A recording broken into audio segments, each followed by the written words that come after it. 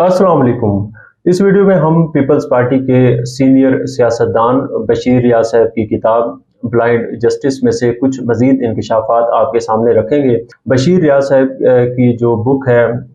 इसमें से हम कुछ स्टोरीज़ पहले कर चुके हैं और आपको बता चुके हैं कि उन्होंने जो शरीफ बरादरान थी, उनकी जानिब से सरकारी हुकाम को करप्ट करने की जो प्रैक्टिस थी सियासत में आने से कबल, वो कैसे उसके अंदर उन्होंने अबूर हासिल किया हुआ था इक़्तिदार मिलने से कबल, और उसके बाद जब उन्हें इक़्तिदार मिला तो उन्होंने अपनों के अंदर तकरीबन 5,500 प्लाटों की बंदर बांट कैसे की थी। उसके बाद उन्होंने पक्के वफादार कैसे भर्ती किए थे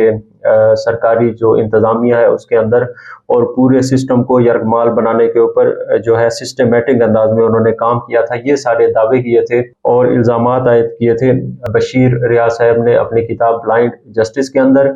और बशीर रियाज साहब का आपको बताया था कि वो बेनज़ीर भुट्टो के इंतहाई करीबी और दरीना साथी थे। वो उन्हें भुट्टो ख़ानदान का फ़र्द समझती थी और करार देती थी। उसके बाद वो उनके प्रेस सेक्रेटरी भी रहे और बिलावल भुट्टो साहब के सीनियर मुशीर के फ़राइज़ भी उन्होंने सर अंजाम दिए। इस वीडियो के अंदर जो उनकी किताब में से जिस चीज़ को हम जिक्र करेंगे वो 1988 का जो इलेक्शन था जनरल ज़ियाउल हक की इंतकाल के बाद जो हुआ था। इसके अंदर बशीर रियाज साहब के बकौल उनके साथ उनकी पार्टी के साथ किस तरीके से नवाज शरीफ ने धांधली की थी, ये उनका मौक़िफ़ है जो उन्होंने अपनी जो किताब है उसका हिस्सा बनाया है। तो जो कुछ उन्होंने लिखा है वो मैं आपके सामने रखता हूँ, जैसा उन्होंने लिखा है बिल्कुल वही। 17 अगस्त 1988 को जनरल ज़ियाउल हक के मंजरनामे से निकल जाने के बाद सबको नजर आ रहा था कि नवंबर 1988 में शेड्यूल शुदा आम इंतखाबात के नतीजे में पीपल्स पार्टी इक़्तिदार में वापस आ जाएगी। 17 अगस्त 1988 को ज़ियाउल हक का त्यारा हादसा के अंदर भावलपुर के नज़दीक इंतकाल हो गया था, लेकिन अपने इंतकाल से कबल उन्होंने मई 1988 के अंदर जो थी जुनेजो हुकूमत बरतरफ कर दी थी और आम इंतखाबात का उन्होंने ऐलान किया हुआ था जो शेड्यूल शुदा आम इंतखाबात थे। और उस टाइम जो थे पंजाब के निगरान वज़ीर आला जो थे वो नवाज शरीफ साहब थे, मतलब निगरान वज़ीर आला भी वो थे और इलेक्शन भी वो लड़ रहे थे, सारी इंतज़ामिया भी उनके हाथों में थी। तो इससे मुतल्लिक उन्होंने लिखा है। लेकिन उस टाइम की जो अहम बात थी वो ये थी कि पीपल्स पार्टी की मकबूलियत अरूज के ऊपर थी, लेकिन इस्टेब्लिशमेंट की जानिब से उन्हें हर किस्म का हरबा इस्तेमाल करके इक़्तिदार मिलने से रोकने की जो थी कोशिशें की जा रही थी। इस्टेब्लिशमेंट का और नवाज शरीफ का गठजोड़ अरूज के ऊपर था। वैसे भी इस्टेब्लिशमेंट जो थी उसके ज़ेर साया थे उस टाइम नवाज शरीफ साहब पूरी जो थे भरपूर अंदाज से। इसे आगे बशीर रियाज साहब ने लिखा है कि मुल्क बिलखसूस पंजाब में बेपनाह अवामी हमायत के बावजूद बेनज़ीर भुट्टो की जमात पीपल्स पार्टी का गढ़ समझे जाने वाले कई हल्के हार गए। यानी कि वहाँ पर पंजाब में उनकी हमायत बेपनाह थी पीपल्स पार्टी की, लेकिन उसके बावजूद जो थी पीपल्स पार्टी को कई हल्के जो ऐसे जिन्हें ये समझा जा रहा था कि ये जो हल्के हैं ये पीपल्स पार्टी का गढ़ है और यहाँ से कभी भी नहीं हार सकती पीपल्स पार्टी, तो बशीर रियाज के साहिब के बकौल वो जो हल्के थे वो भी पीपल्स पार्टी हार गई। इस पर आगे उन्होंने लिखा है कि ये महज इसलिए मुमकिन हुआ था कि नवाज शरीफ को पंजाब का निगरान वज़ीर आला रखा गया था और उन्होंने ऐसे तमाम अजला में हुकाम को तैनात किया था। तो चूंकि निगरान वज़ीर आला जो थे इलेक्शन के दौरान नवाज शरीफ साहब खुद थे और उन्होंने जो सारी मशीनरी थी वहाँ पर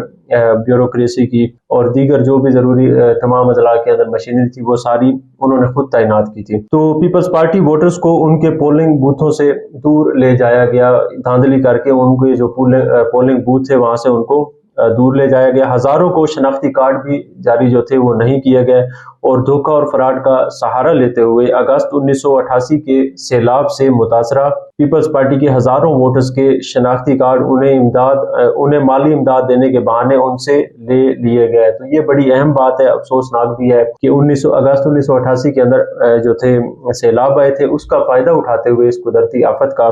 जो एक मुसीबत की घड़ी थी, नवाज शरीफ साहब ने बकौल बशीर रियाज साहब कि उन्होंने पीपल्स पार्टी के हज़ारों वोटर्स के इसी बहाने जो थे शनाख्ती कार्ड इकट्ठे कर लिए कि आपको माली इमदाद दी जाएगी, आप सैलाब से मुतासर हैं। اور سارا ان کو معلوم تھا کہ یہ جو لوگ ہیں جن کے انہوں نے کارڈ اکٹھے کیے تھے ان کا تعلق پیپلز پارٹی سے ہے، اور ان کے جو ہزاروں ووٹرز کے شناختی کارڈ ان سے لے لیے اور ان کو بعد میں جاری نہیں کیا گیا الیکشن کے دوران، اور یوں پیپلز پارٹی کے جو ووٹرز سے ان کو اپنے ووٹ کے حق سے محروم رکھا گیا۔ تو یہ بھی ایک بہت بڑا الزام ہے کہ سیلاب جیسی جو قدرتی آفت تھی اس کو بھرپور انداز میں استعمال کیا انہوں نے، جیسا کہ ابھی اگست 2022 کے جو سیلاب ہیں اپنی ہر ناکامی کو چھپانے کے لیے اسی کا سہارا لیا جا رہا ہے، اور بتایا جا رہا ہے کہ وہ جو سیلاب تھے انہوں نے مطلب سارا جو معیشت ہے اس کو ٹھیک نہیں ہونے دیا، اور اپنی ساری ناکامیاں اسی کے نیچے چھپائی جا رہی ہیں۔ لیکن 1988 کے اندر تو اسے بھی آگے چلے گئے تھے کہ اس کو انہوں نے دھاندلی کے لیے استعمال کیا تھا، بقول جو پیپلز پارٹی کے سینئر سیاستدان ہیں اور بلاول بھٹو کے سینئر مشیر ہیں بشیر یار صاحب ان کے آگے انہوں نے لکھا ہے کہ اسی طرح الیکشن کی آمد پر بہت سے پولنگ بوتھ کی جگہیں تبدیل کر دی گئیں۔ تو یہ بھی انہوں نے ایک اور حربہ تھا جس کو استعمال کیا۔ اسٹیبلشمنٹ کو پیپلز پارٹی کی اقتدار میں واپسی کا ڈر تھا، تو جیسا کہ میں نے آپ کو بتایا اس ٹائم پیپلز پارٹی کی مقبولیت بہت زیادہ تھی اور اسٹیبلشمنٹ پیپلز پارٹی کو نہیں چاہتی تھی، وہ اپنے لوگوں کو چاہتی تھی کہ اقتدار ملے،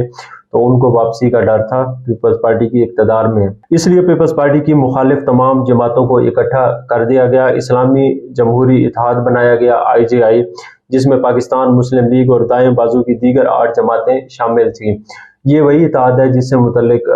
انکشافات ہو چکے ہیں کہ اس کو اسٹیبلشمنٹ نے بنایا تھا، اور بعد میں جب ایک تو یہ 1988 کا الیکشن ڈسکس ہو رہا ہے، اس کے بعد جو 1990 کا الیکشن ہوا تھا اس کے اندر اصغر خان کیس جو ہے وہ سپریم کورٹ آف پاکستان میں پڑا ہے، کئی دہائیاں اب تو ہو گئی ہیں اس کو، اور اس کے اندر جو اس ٹائم کے DG ISI تھے درانی صاحب، ان کا جو ہے حلف نامہ بھی موجود ہے کہ کس طریقے سے انہوں نے آرمی چیف کی مبینہ طور پر آرمی چیف کی ہدایات کے اوپر اور احکامات کے اوپر IJI کے سیاستدانوں کو الیکشن جتوانے کے لیے ان کے اندر فنڈز جو تھے وہ تقسیم کیے تھے۔ فنڈز لینے والوں کے اندر نواز شریف صاحب بھی شامل تھے، اور انہی فنڈز کے نتیجے میں انجینئر کیا گیا 1990 کے عام انتخابات کو، جس کے بعد IJI کو اکثریت ملی، اور نواز شریف صاحب جو تھے اسی پلیٹ فارم سے پہلی بار ملک کے وزیر اعظم بننے میں کامیاب ہوئے۔ تو یہ چونکہ 1988 کی انہوں نے بات کی ہے، تو 1990 کا جو تھا وہ بھی ایک تاریخ کا حصہ ہے، تو وہ بھی ساتھ میں نے اس کو ڈسکس کر لیا ہے۔ مزید انہوں نے لکھا ہے کہ ISI نے 1988 کے عام انتخابات میں ان جماعتوں کی، یعنی کہ جو IJI کی جماعتیں تھیں اسلامی جمہوری اتحاد کی، ان کی مدد کی۔ ان تمام عوامل کے باوجود پیپلز پارٹی 94 جنرل سیٹیں جیتنے میں کامیاب ہو گئی۔ تو پیپلز پارٹی کی مقبولیت ہی اتنی زیادہ تھی، اور جو بے نظیر بھٹو صاحبہ تھی وہ گراؤنڈز پر موجود تھیں، الیکشن کیمپین ہو رہی تھی، اور 1977 سے 88 تک جنرل ضیاء الحق کا جو طویل دور تھا ڈکٹیٹرشپ کا وہ لوگوں نے برداشت کیا ہوا تھا۔ پیپلز پارٹی جو تھی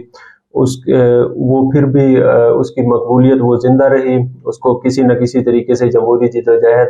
اور دیگر تحریکوں کی مدد سے اس کو جو تھا اس کی بقا کو برقرار رکھا گیا، اور تمام تر حربوں کے باوجود جو تھی 94 جنرل سیٹیں جیتنے میں کامیاب ہوئی پیپلز پارٹی، اور اس کے بعد بے نظیر بھٹو صاحبہ جو تھی اس الیکشن کے نتیجے میں پہلی بار ملک کی وزیر اعظم بننے میں کامیاب ہوئی۔ تو یہ 1988 کے الیکشن سے متعلق انہوں نے ڈسکس کیا تھا، بشیر یار صاحب نے آپ کے سامنے رکھ دیا ہے، اور سنگین الزامات جو لگائے تھے انہوں نے کہ کس طریقے سے اسٹیبلشمنٹ اور نواز شریف کی ملی بھگت سے ان کے جو مینڈیٹ تھا اس سے محروم رکھنے کی کوشش کی گئی، اور محروم رکھا بھی گیا۔ جتنی سیٹیں انہیں ملنی چاہیے تھی وہ ان کو نہیں دلوائی گئی، اور پنجاب میں جہاں پر ان کی حکومت بننے کا امکان تھا بعد میں وہاں پر نواز شریف صاحب جو تھے وہ حکومت بنانے میں کامیاب ہوئے۔ اس کے اندر انہوں نے چھانگا مانگا کی جو بدنام زمانہ ہارس ٹریڈنگ ہے وہ بھی متعارف کروائی تھی۔